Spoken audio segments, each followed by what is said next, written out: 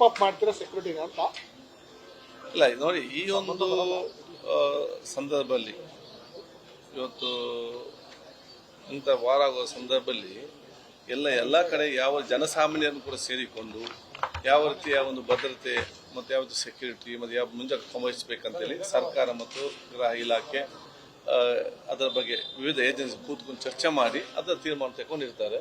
So ಎಲ್ಲ ಬೇರೆ ನಮ್ಮ ವಿಧಾನಸೌಧ ಮಾತ್ರ ಅಲ್ಲ, ಈ ರಾಜ್ಯದ ಎಲ್ಲ ಕಡೆ ಯಾವ ಭದ್ರತೆ ಬೇಕು ಅದೆಲ್ಲ ಸರ್ಕಾರ ನಿಗಾವಹಿಸಿ ಕೈಗೊಂಡು ಹೇಳಲಿಕ್ಕೆ ನನಗೆ ಗೊಂಡಿದೆ ಅಂತ ನಾನು ಬಯಸ್ತೇನೆ. ಶಾಸಕರು ಎಲ್ಲಿ ಬಂದ 18 ಜನ ಶಾಸಕರು ಹೌದು, ಯಾವುದು ಉತ್ತರ ಏನಾದರೂ ಕೊಟ್ಟಿದ್ದಾರೆ ಸರ್ ರಾಜ್ಯಪಾಲರಿಗೆ?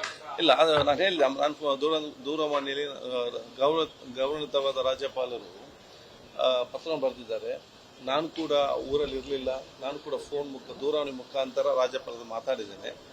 ಆದಷ್ಟು ಬೇಗನೆ ಅದನ್ನು ನಾವು ರಾಜ್ಯಪಾಲರ ಹತ್ರ ಚರ್ಚೆ ಮಾಡ್ತೇವೆ, ಉತ್ತರ ಕೊಡ್ತೇವೆ, ಚರ್ಚೆ ಮಾಡ್ತೇವೆ.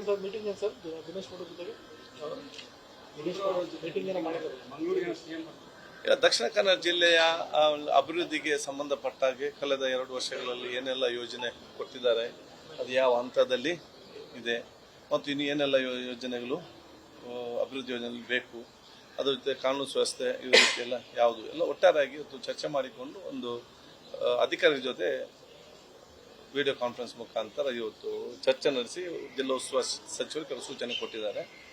16ನೇ ತಾರೀಕಿಗೆ ಮಂಗಳೂರಿನಲ್ಲಿ ಜಿಲ್ಲಾಕ್ಕೆ ವಿವಿಧ ಕಾಮಗಾರಿಗಳ ಮತ್ತು ಅಭಿವೃದ್ಧಿ ಕೆಲಸ ಏನು ಇವತ್ತು ಉದ್ಘಾಟನೆ ಆಗಲಿಕ್ಕೆ ಏನಿದೆ, ಶಂಕುಸ್ಥಾಪನೆ ಆಗಲಿಕ್ಕಿದೆ, ಆ ಎಲ್ಲ ಕಾರ್ಯಕ್ರಮ ಕೂಡ ಮಾನ್ಯ ಮುಖ್ಯಮಂತ್ರಿ ಭಾಗವಹಿಸ್ತಾರೆ ಮತ್ತು ಅದಕ್ಕೆ ಚಾಲನೆ ಕೊಡ್ತಾರೆ.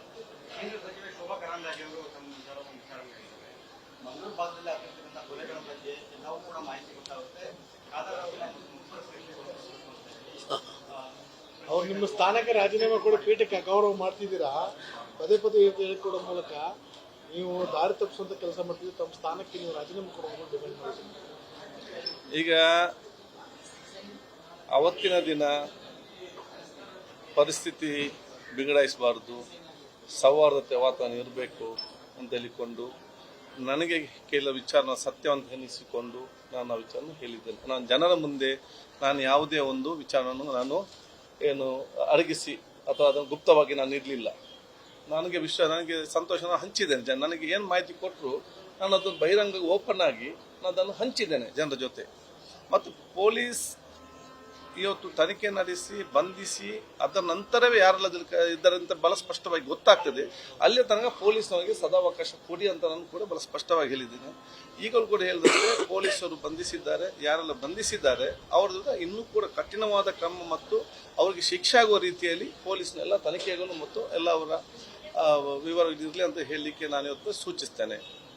ತದನಂತರ ಇದರ ಬಗ್ಗೆ ಅದು ಸ್ವಾಭಾವಿಕ, ರಾಜಕೀಯವಾಗಿ ಒಂದು ವಿಚಾರ ಸಿಕ್ಕಿದಾಗ ಬೇರೆ ಬೇರೆ ನಾಯಕರುಗಳು ಬೇರೆ ಬೇರೆ ವಿಚಾರ ಮಾತಾಡ್ತಾರೆ ಇದರಲ್ಲಿ. ಅದಕ್ಕೆ ನಾನು ಯಾರು ನನ್ನ ವಿರುದ್ಧ ಮಾತಾಡಿದ್ದಾರೆ ನಾನು ಅವ್ರ ಬಗ್ಗೆ ಮಾತಾಡಲಿಕ್ಕೆ ಹೋಗುದಿಲ್ಲ, ಅವ್ರು ದೋಷಿಸಲು ಹೋಗುದಿಲ್ಲ. ನನಗೆ ತಪ್ಪು ಮಾಹಿತಿ ಕೊಟ್ಟಿದ್ದಾನಲ್ಲ, ನಾನು ಎಲ್ಲ ಇವರ ಬೈಗಳೆಲ್ಲ ಕೂಡ ನಾನು ಅವನಿಗೆ ದೋಷಿಸುದು. ಅವ್ನು ತಪ್ಪು ನನ್ನನ್ನು ಮಿಸ್ಗೈಡ್ ಯಾರು ಮಾಡಿದ್ದಾರೆ ಅದು ಅವ್ರದ್ದು, ಇವ್ರದ್ದು ರಾಜಕೀಯವಾಗಿ ಮಾತಾಡಲೇ ಬೇಕಾಗ್ತದೆ. ಆದ ಕಾರಣ ದೇವರು ಮತ್ತು ದೇವರಂತ ನನ್ನ ಕ್ಷೇತ್ರ ಜನರು, ಮತದಾರರು, ನನ್ನ ಊರಿನಂಥವ್ರು, ದೇವರಂಥವ್ರು ಇರುವಾಗ ಈ ಬೇರೆ ವಿಚಾರ ನಾನು ಯಾಕೆ ತಲೆಗೆಡಿಸ್ಕೊಳ್ಬೇಕು? ಅದ್ರ ಬಗ್ಗೆ ನಾನು ತಲೆಗೆಡಿಸ್ಕೊಳ್ತಿಲ್ಲ. ನನಗೆ ಎಲ್ಲರ ಬಗ್ಗೆ, ಅವರಿಗೆ ಕೇಂದ್ರ ಸಚಿವರಾಗಿದ್ದಾರೆ, ನನಗೆ ಅವರ ಬಗ್ಗೆ ಗೌರವ ಇದೆ. ಅದಕ್ಕೆ ಅದರ ಬಗ್ಗೆ ನಾನು ಕಮೆಂಟ್ ಮಾಡಲಿಕ್ಕೆ ಹೋಗೋದಿಲ್ಲ. ಎಲ್ಲ ಕಮೆಂಟ್ ಮಾಡಲಿಕ್ಕೆ ಕಾರಣ ಯಾರು? ನನಗೆ ತಪ್ಪು ಮಾಹಿತಿ ಕೊಟ್ಟಿದ್ದಾನೆ ಸೊ ಎಲ್ಲ ವಿಚಾರ ಕೂಡ ಅವರು ಮಿಸ್ಟೇಕ್, ನಾವು ತಪ್ಪು ಮಾಡಿ ಕೊಟ್ಟವರು. ಸೊ ಇವರು ನನಗೆ ವಿರುದ್ಧ ಹೇಳಲಿಕ್ಕೆ ಅವರು ತಪ್ಪಂತ ನಾನು ಹೇಳೋದಿಲ್ಲ. ಯಾರಿದ್ರು ಕೂಡ ರಾಜ್ಯಕ್ಕೆ ಕೊಡ್ತಾರೆ. ಅದು ಎಲ್ಲ ತಪ್ಪು. ನಾನು ತಪ್ಪು ದಾರಿಗೆ ಮಿಸ್ಗೈಡ್ ಮಾಡಿದ್ದಾನಲ್ಲ, ಒಂದು ಅವ್ರ ತಪ್ಪು, ಮತ್ತೆ ನಾನು ನಂಬಿದ್ದೇನಲ್ಲ ಅದು ನಂದು ಎರಡನೇ ತಪ್ಪು.